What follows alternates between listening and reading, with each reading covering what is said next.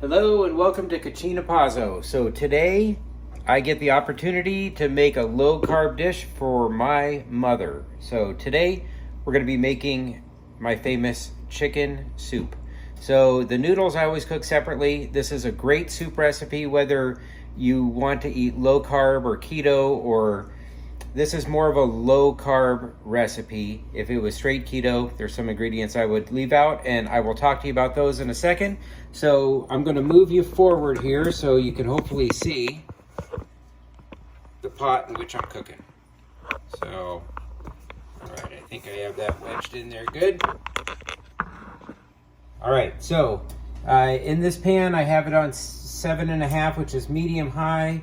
I use a really good quality olive oil. This is California Olive Growers. Use the olive oil that you like. I like this one. It's very pure. It even says that it's mild and smooth, I believe.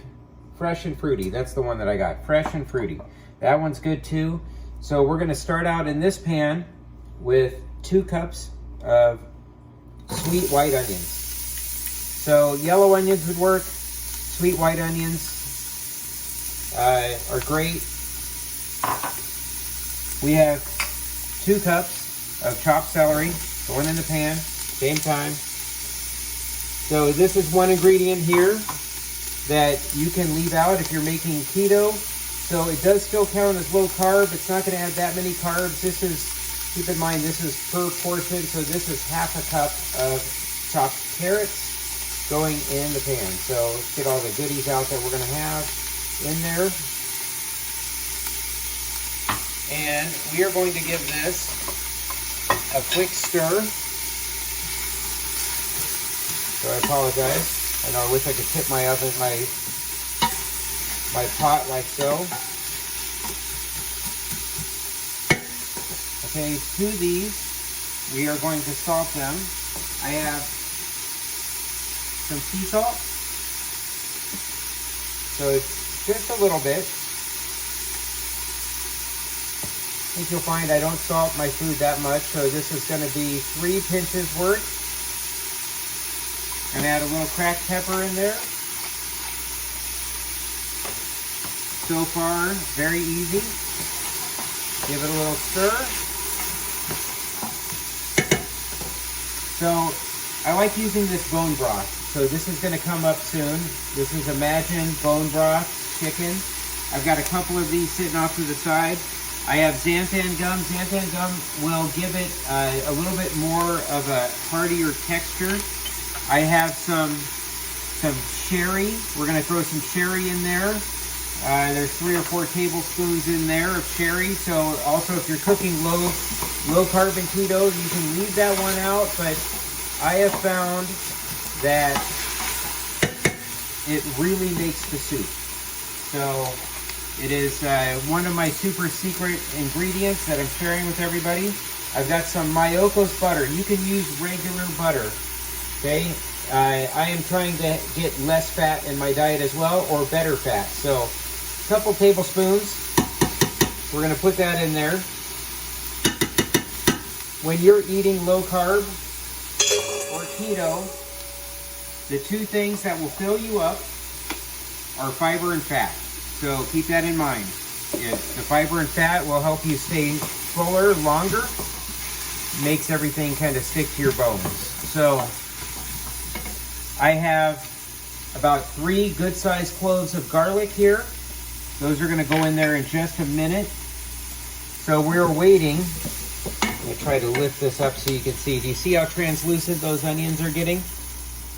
So we're going to let these sit here just for a moment.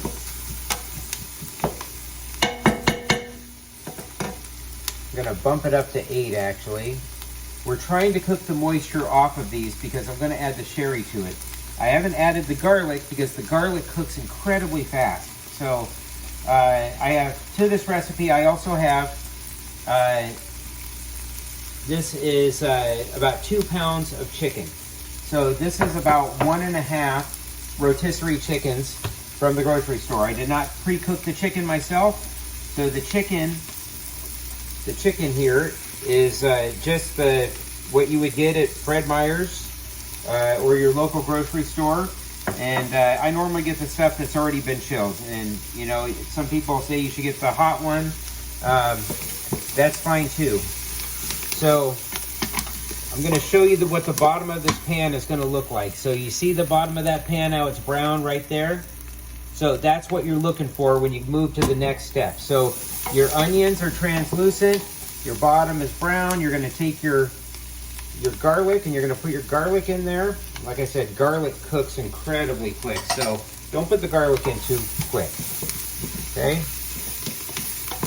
So we've got that in there, and now this is where the fun begins. You throw the sherry in there, and the sherry deglazes the bottom of that pan. You get some of those caramelized flavors in there. It's also reabsorbing in all of those vegetables in there. And you are cooking off the alcohol content, so there's no alcohol content to this for all of those that are curious. Okay. Got that like so. To this we are going to add one of these 32 ounces. This is a quart of chicken bone broth. We're going to add this to it.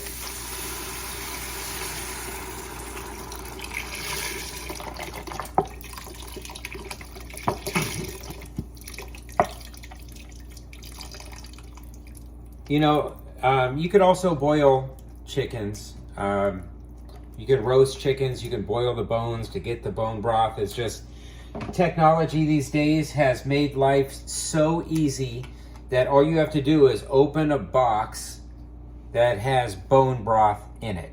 And, you know, this is the stuff that Thanksgiving turkey, when you're using the drippings, that's the bone broth that's coming off of there.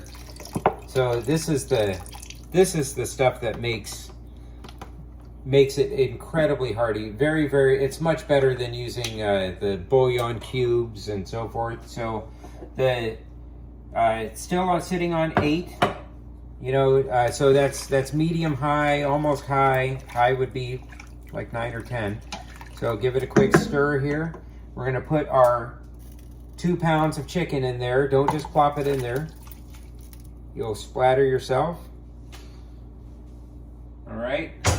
So we got our chicken. This is looking pretty thick right now as is. We have a 1/4 cup of parsley, chopped fresh parsley, going in there as well. Okay, we are going to bring this up to a simmer. So first I'm going to get it hot enough to boil, but we're not going to boil it. We're going to turn it down before that. The xanthan gum goes in as well. So sprinkle that across the top. You will find that the xanthan gum may clump up. You have to cook it a little bit longer. So it will clump up. It'll look like it's not going to dissolve. Once you simmer this for about 7 or 8 minutes, it will break down, and it will help start thickening everything up. You notice how thick this is starting to get.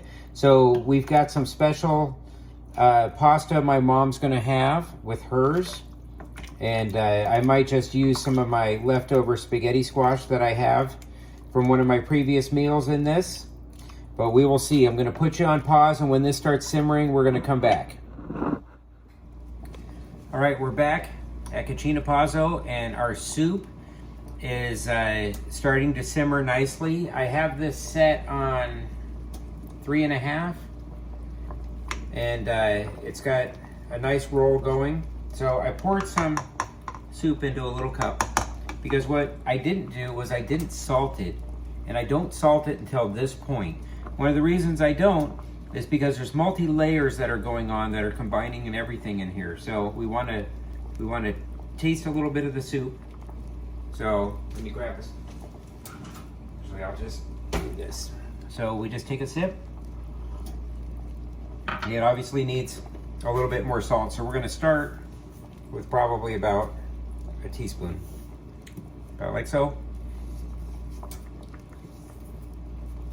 Okay, this is sea salt. So sea salt tends to dissolve fairly quickly, but we want to give it a couple seconds here to do its thing. And this is what I call salt to taste. And You want it to just taste a little bit salty because the salt intensity will happen later. It will get more intense. So keep that in mind. So it's not going to get less intense. It will get more. So that was just 1 teaspoon of salt. So, all right. All right, so needs just a little bit more. Thinking I will go with another teaspoon. So, in there.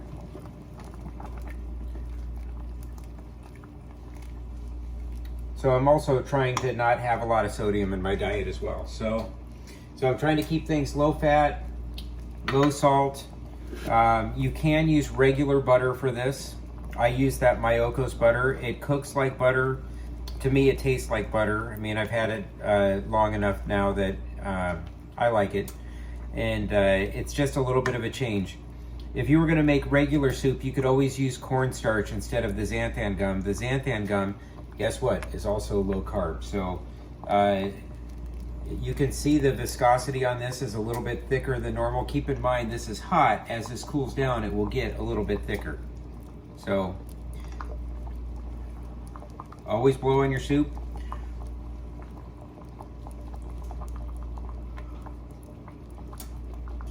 And there we are. It's right on the money. That only took 2 teaspoons of salt to get this to the salt that we needed. Remember, I salted the vegetables earlier. There was probably some salt on the chicken.